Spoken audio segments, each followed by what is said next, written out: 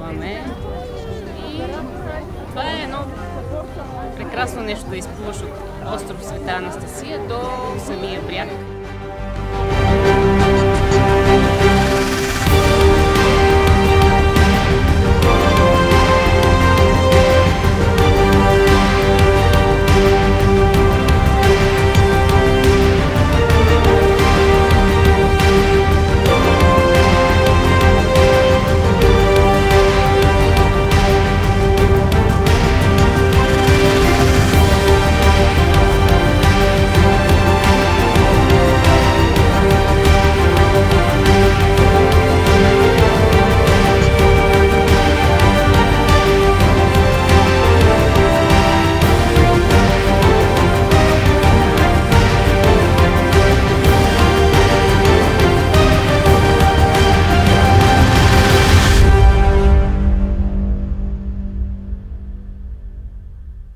Супер кауза, супер място и като цяло аз съм пловец, а пък това е един начин човек да се запали и да се завърти около плуването.